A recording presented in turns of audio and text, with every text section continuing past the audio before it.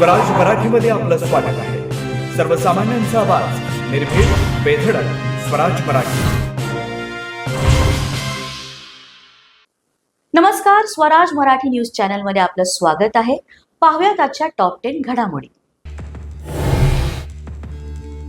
कराडने आवादाकडे 6 वेळा मागितली खंडणी। चार्जशीटमध्ये आवादाचे अधिकारी सुनील शिंदे यांच्या जबाबाचा उल्लेख। सुदर्शन घुलेनं संतोष देशमुखांना जीवे मारण्याची धमकी दिल्याचाही दावा। वाल्मिक कराडकडून तिसऱ्यांदा खंडणीची मागणी, तर धनंजय मुंडे यांच्या परळी कार्यालयातच आवादा अधिकाऱ्यांच्या जबाबात स्पष्ट उल्लेख। धनंजय मुंडेंना 6 आरोपी करण्याच्या मागणीचा दमानिया यांच्याकडून पुनरुच्चार। एकनाथ शिंदे यांनी मुख्यमंत्री असताना सुरू केलेली आनंदाचा शिदा योजना अखेर बंद। सणासुदीला 100 रुपयात 5 वस्तू घरपोच देणारी योजना निधी अभावी बंद।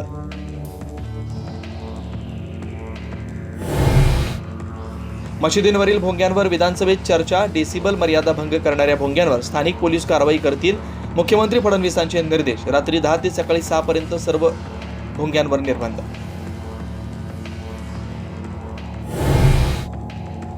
आमदार प्रकाश सोळंके यांचा जवळचा कार्यकर्ता सुशील सोळंकेचा आणखी एक व्हिडिओ व्हायरल। सुशील सोळंकेची तहसील आणि पोलीस प्रशासनाला शिवीगाळ आणि दमदाटी।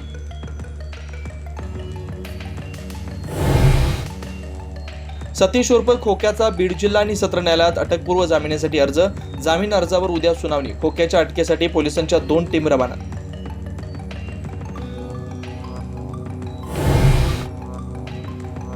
भरधाव वेगाने आलेली स्कॉर्पिओ कार चालकाचं नियंत्रण सुटलं आणि थेट साई जनार्दन हॉटेल जवळील गोदावरी जनरल स्टोअरमध्ये घुसल्याची घटना घडली आहे। या घटनेत 3 ते 4 जण जखमी।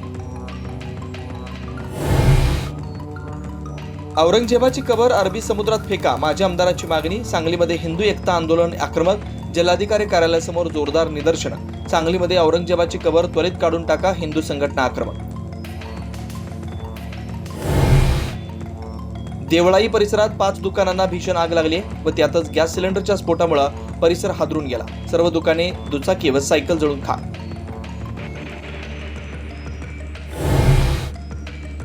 धुळेकरांना पिचकारीचं काही कौतुक नाही, कारण धुळ्यात चालते फक्त ढोलची।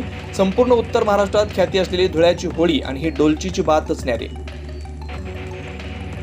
आजच स्वराज मराठी न्यूज चॅनलला लाईक करा, शेअर करा आणि सबस्क्राईब करा।